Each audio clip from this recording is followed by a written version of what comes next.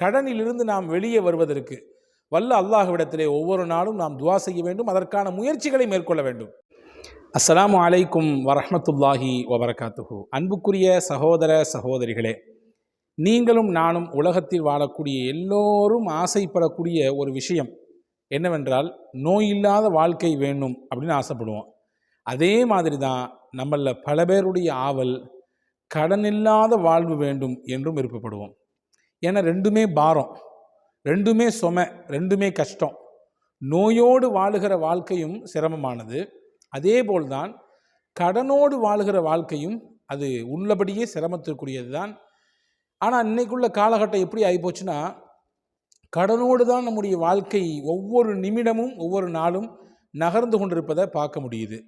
ஒரு காலம் இருந்துச்சு, நமக்கு ஒன்று தேவை ஏற்பட்டுச்சுன்னா, நமக்கு ஏதாவது ஒன்று வாங்கணும்னு விருப்பப்பட்டோம்னா அதற்குன்னு காசு சேர்ப்போம், அதுக்குன்னு உண்டானதை கொஞ்சம் கொஞ்சமாக குருவி சேர்த்தா மாதிரி சேர்த்து கடைசியில் அந்த பொருளை போய் வாங்குவோம். இன்றைக்கி அப்படிலாம் செய்ய தேவையில்லை.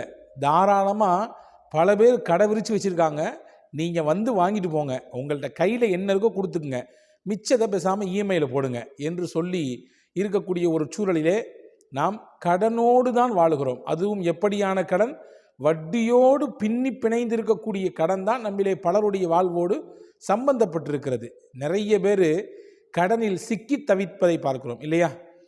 ரொம்ப பெரிய கடனில், மன உளைச்சலில், கடுமையான ஒரு நெருக்கடியில் இருக்கிறோம் அப்படின்ற சொல்கிறத பார்க்குறோம். சமீபத்தில் கூட உங்கள் எல்லாத்துக்கும் தெரியும், நம்ம எல்லாத்துக்கும் தெரியும், 2 பெண் பிள்ளைகளை விஷம் கொடுத்து அந்த பெண்ணும் சேர்ந்து விஷத்தை குடித்து மொத்த பேரும் தற்கொலை பண்ணிக்கிட்டாங்க. ஒரு தமிழகத்தில் இருக்கக்கூடிய ஒரு ஈரோடு என்ற ஊரை சேர்ந்த ஒரு பிள்ளைங்க 3 பேரும் சேர்ந்து இறந்துடுறாங்க, தற்கொலை பண்ணிக்கிட்டாங்க. என்ன காரணம்னா, தன்னுடைய கணவனுக்கு இருந்த கடன் சுமை, அதனால் ஏற்பட்ட மன அழுத்தம், இதனால் ஏற்பட்ட சச்சரவு, சண்டை, பிரச்சனை, கடைசியில் தற்கொலையில் கொண்டு போய் உள்ளபடியே தற்கொலை எதற்கும் தீர்வே ஆகாது, அது நமக்கு தெரியும். இஸ்லாமும் அதை வரவேற்கவே இல்லை. தற்கொலையை ஆதரிப்பதற்கோ வரவேற்பதற்கோ இஸ்லாத்தில் துளியளவும் இடம் கிடையாது, அதில் தெளிவாக இருக்கிறோம். ஆனால் பாருங்கள், மனிதனை கடன் எந்த தூரத்தில் கொண்டு போய் தள்ளிவிடுகிறது என்று. எனவே கடன் ரொம்ப ஆபத்தானது. கடனிலிருந்து மீள்வதற்கு, கடனிலிருந்து நாம் வெளியே வருவதற்கு வல்ல அல்லாஹ்விடத்திலே ஒவ்வொரு நாளும் நாம் துஆ செய்ய வேண்டும், அதற்கான முயற்சிகளை மேற்கொள்ள வேண்டும். நிறைய நபர்கள் தண்டலுக்கு வாங்கி தங்களுடைய மொத்த சுயத்தையும் இழந்திருக்கக்கூடிய ஒரு சூழல் நம்ம கண்கூட பார்க்க முடியுது. 5-10க்கு வாங்கிடுறாங்க, ஏதோ கொஞ்சம் இந்த தேவை நிறைவேறுமே, அவன்கிட்ட கொஞ்சம் காசை எக்ஸ்ட்ரா கொடுத்தாலும் பரவாயில்ல அப்படின்ற மாதிரியான உண்டான நெருக்கடியில் வாங்கி கடைசியில் மொத்தத்தையும் இழந்து நடு வீதியில் நிற்கக்கூடிய சூழலுக்கு பல குடும்பங்கள் தள்ளப்படுறதை பார்க்குறோம் இல்லையா? கந்து வெட்டிக்கு மாட்டி பல்வேறு நபர்கள் சிக்கி தவிப்பதை நம்மளால் பார்க்க முடியுது, கேட்க முடியுது, உணர முடியுது, கண்கூட பார்க்க முடியுது. அன்பு சகோதரர்களே, ஒரு விஷயத்தை மட்டும் நாம் நம்முடைய ஆழ் மனதில் அழுத்தமாக பதிந்து கொள்ள வேண்டும். எந்த பெரிய சூழல் நெருக்கடி, எந்த பெரிய கஷ்டம், எந்த பெரிய தேவை எனக்கு வந்தாலும் ஒரு காலம் நான் வட்டியின் வாசலுக்கு போகவே மாட்டேன். வட்டியின் மூலமாகத்தான் என்னுடைய தேவை நிறைவேறும் என்ற சூழல் எனக்கு ஏற்பட்டால் பரவாயில்லை, அந்த தேவை நிறைவேறாமல் இருந்துட்டு போகட்டும், நான் அந்த வாசலுக்கு போக மாட்டேன் என்று வைராக்கியமாக இருந்தால் அல்லாஹ் அந்த மாதிரியான சூழலை நமக்கு ஏற்படுத்தி தருவான் என்பதை மட்டும் நான் நம்முடைய ஆழ் மனதில் விதைத்து கொள்ள வேண்டும். அன்பர்களே, வட்டி நிச்சயமாக நம்முடைய பொருளாதாரத்தை மொத்தத்தையும் அழிச்சிரும், நிர்மூலமாக்கிறோம். நம்ம நினைப்போம் கொஞ்சம் கொஞ்சமாக தானே கொடுக்குறோம், கொடுத்துட்டு போகிறது, மாதம் தானே கொடுக்குறோம், சேர்த்து 4000 ரூபான்ற இடத்துல ஒரு 4850 ரூபா கொடுக்குறது என்ன பெருசாக வந்துட போகுது அப்படின்னு நினைக்கலாம். ஆனால் அது கொஞ்சம் கொஞ்சமாக கரையாக ஏறுற மாதிரி ஏறி நம்முடைய மொத்த பொருளாதாரத்தை மட்டுமல்ல, நம்முடைய நிம்மதியையே சீர்குலைத்து விடும்.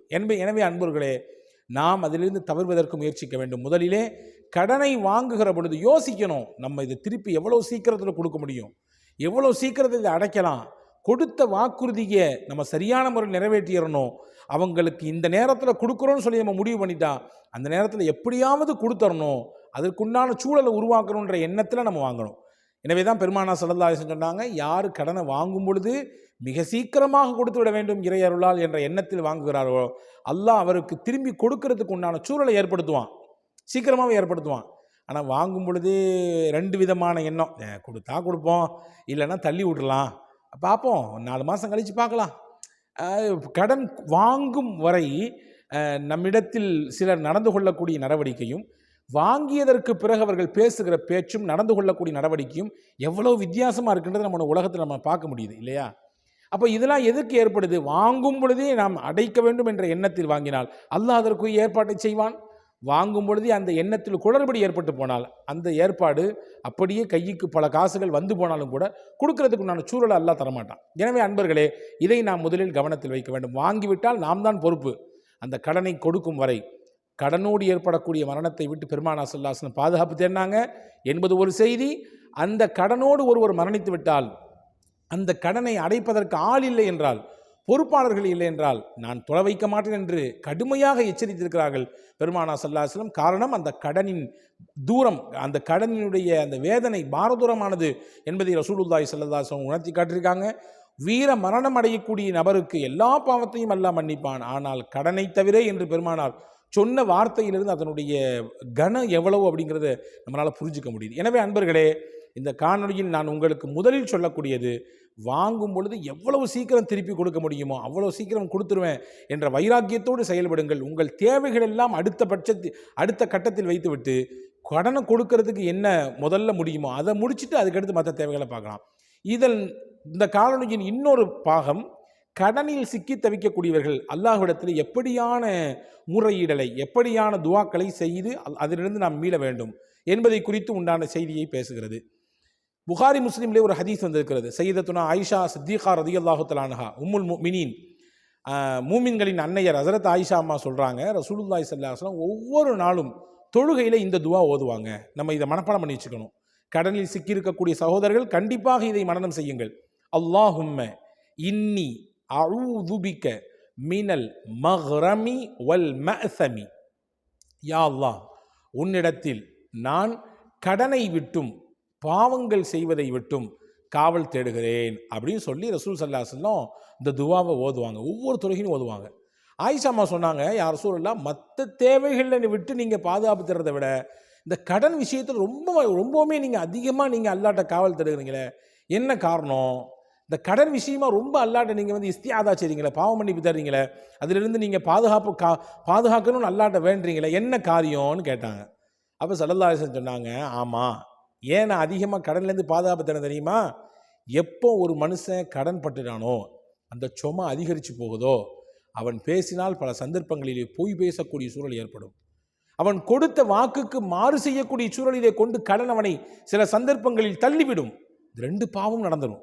பெரிய பொய்யக்காரனாக மாறிவிடுவான், பெரிய மோசடிக்காரனாக, கொடுத்த வாக்கை மீறக்கூடியவனாக, கொடுத்த வாக்கை காற்றில் பறக்க வைக்கக்கூடிய சூழலிலே அவன் மாறி போய் விடுவான். இந்த ரெண்டு பாவமும் இந்த கடனால் ஏற்பட்டு போகும். எனவேதான் நான் அல்லாஹ்விடத்தில் இந்த துவாவை அதிகமாக கேட்கிறேன் என்று ஹஜ்ரத் பெருமானார் ஸல்லல்லாஹு அலைஹி வஸல்லம் சொன்ன செய்தியை அன்னை ஆயிஷா ரலியல்லாஹு தஆலா அன்ஹா அறிவிக்கிறாங்க.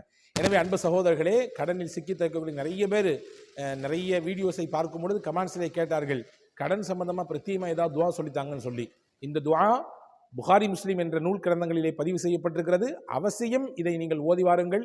தமிழிலும் அரபியிலும் நாங்கள் ஸ்க்ரீனிலும் தருகிறோம், அதே போன்று டிஸ்கிரிப்ஷனிலும் இந்த துவாவை பதிவு செய்கிறோம். அவசியம் இந்த துவாவை ஓதி வருங்கள். மறுபடியும் நான் சொல்லித் தருகிறேன், அல்லாஹும்ம இன்னி அஊது பிக மினல் மக்ரமி வல் மஅஸமி. இது யாரெல்லாம் ஓதலாம் என்றால், கடனில் சிக்கி தவிக்கக்கூடியவர்களும் ஓதலாம். கடனில் பக்கம் இன்னும் போகவே இல்லை, அவங்களும் அல்லாட்ட கேட்கணும், யா அல்லாஹ், எனக்கு கடன் வாங்குற மாதிரி உண்டான சூழலை கொடுக்காத. அது சொந்தமோ வந்தமோ தெரிஞ்சவங்களோ தெரியாதவங்களோ, அக்கமோ பக்கமோ யாராகட்டும், முஸ்லீமோ சகோதர சமயத்தை சார்ந்தவர்களோ யாராக இருந்தாலும், யாரிடத்திலும் கடனாளியாக நான் ஆகிவிடக்கூடாது, அந்த மாதிரி சூழலை எனக்கு ஏற்படுத்து என்ற எண்ணத்திலும் இந்த துவாவை ஓதலாம். கடனில் சிக்கி தவிக்கக்கூடிய அந்த மக்களும் இந்த துவாவை ஓதும் பட்சத்திலே வல்ல அல்லாஹ் நிச்சயமாக அதிலிருந்து மிகச்சிறந்த விடிவு காலத்தை, மிகச்சிறந்த வழியை, அவர்களுக்கு தீர்வை தருவான் என்று நம்புவோம். வல்ல அல்லாஹ் தௌஃபீக் செய்வானாக. ஆமீன். வஸ்ஸலாம். அஸ்ஸலாமு அலைக்கும்.